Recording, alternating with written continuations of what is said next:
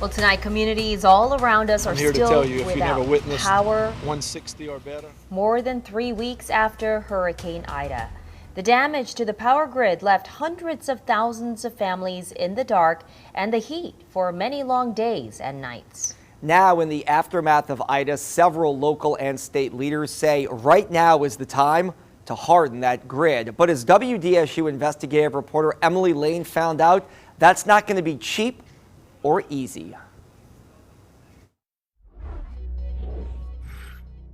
I'm here to tell you, if you never witnessed 160 or better, it's not something you want to ride out. I don't know that I'd do it again. Travis Terrebonne and his family huddled in his house in LaRose as Hurricane Ida tore through Lafourche Parish.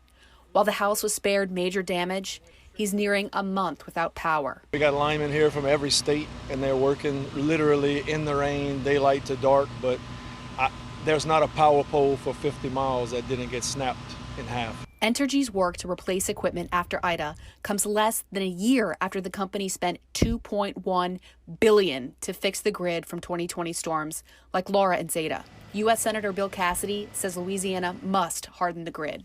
We've got to start making the investment today.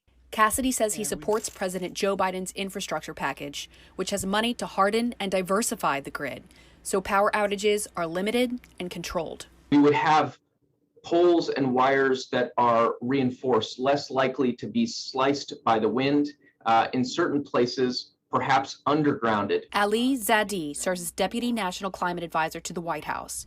He says those upgrades can work with solar to help the grid stand up to the next big storm. We should approach the grid as a system to mitigate the risk of failure. Cassidy says fossil fuels remain key, pointing to gas-run generators that kept the lights on for some. Gasoline and fuel. Travis Terrebonne fixes generators professionally and says many can't run more than a few days in a row.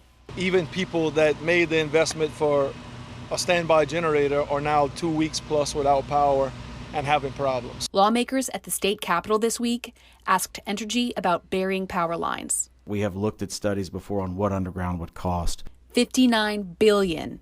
That's the figure Entergy Vice President of Public Affairs Jody Montalero cited, though he says it's based on their latest cost analysis from 2009 and not adjusted for inflation. Montalero says the utility could possibly get some money from the federal government. Montalero also says that replacement equipment that's gone up since last year is better fortified, since standards have gone up.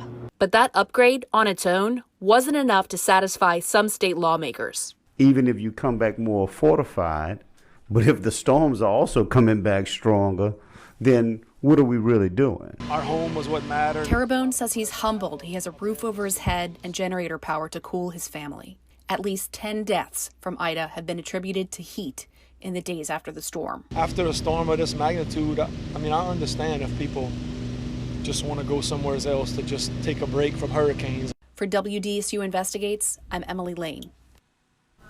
Well, we caught up today with Travis Terrebonne, and he tells us that his power was finally restored at his home yesterday, nearly a month after Ida's winds knocked it out. You can read much more right now about the discussion into hardening the grid at WDSU.com.